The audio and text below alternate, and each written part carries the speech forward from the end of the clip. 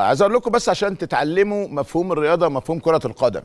بيليه اللي بيعاني من المرض اللي قالوا انه في فراش الموت من اسبوع، بيليه هو في هذه الحاله الصحيه بيقول: اليوم تم الاستمرار بكتابه التاريخ في كره القدم. حقق ميسي اول كاس عالم له بطريقه مثيره وهو يستحق بناء على مسيرته. تهانينا الارجنتين، مارادونا سعيد الان بالتاكيد. هي دي، افهموها بقى. شفتوا ميسي؟ يعني الناس كلها تقول لك كاس ميسي، الا ميسي ياخد الكاس ويحتفل مع زملاته، ما ياخدش الكاس ويجري بيه زي العبيط كده. لا، الحاجات دي ما فيهاش عبط، ما فيهاش عبيط.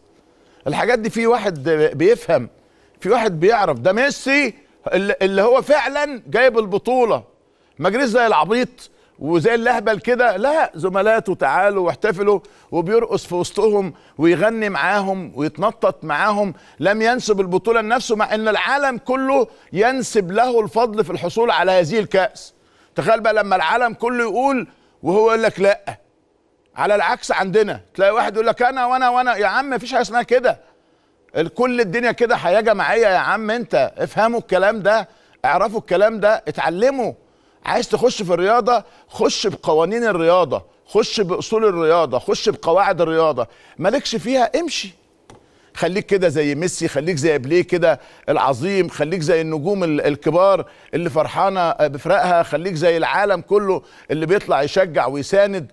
هي دي يا جماعه الكره لاصحابها، الرياضه لاصحابها، اللي بيخططوا، اللي بيلعبوا، اللي بيتعلموا، اللي بيعرفوا، اللي بيفهموا.